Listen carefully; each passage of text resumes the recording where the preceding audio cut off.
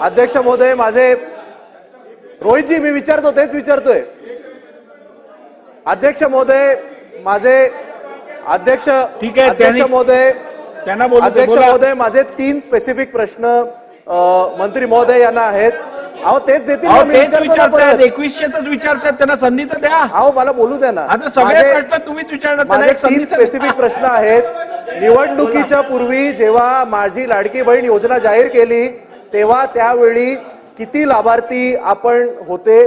त्यानंतर निवडणुकीच्या नंतर जेव्हा सगळे निकष लावण्यात आले, घरात गाडी असेल, दुसरी योजना मिळत असेल, त्यामुळे एक्झॅक्ट आकडा किती आहे, किती लाडक्या बहिणींना अपात्र करण्यात आलं, ज्यांना आधी योजनेचा लाभ मिळत होता आता मिळत नाहीये. आणि तिसरा स्पेसिफिक प्रश्न, सरकारने सांगितल्याप्रमाणे महायुतीच्या वचननामात असल्याप्रमाणे मंत्री महोदयांनी कृपया आम्हाला सांगावं की लाडक्या बहीण योजनेचे 2100 रुपये आपण देणार की नाही, येस ऑर नो?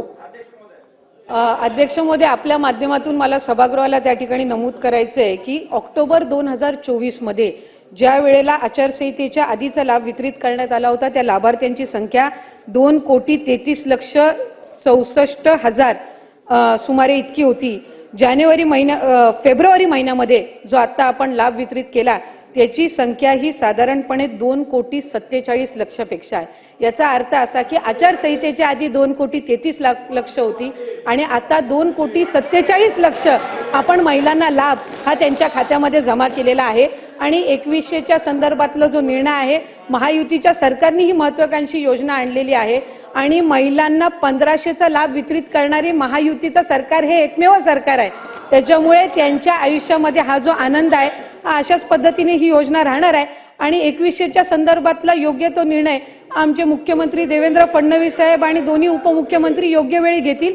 लाडक्या बहिणींची फसवणूक होणार नाही ही दक्षता निश्चितपणे महायुतीचं सरकार घेईल.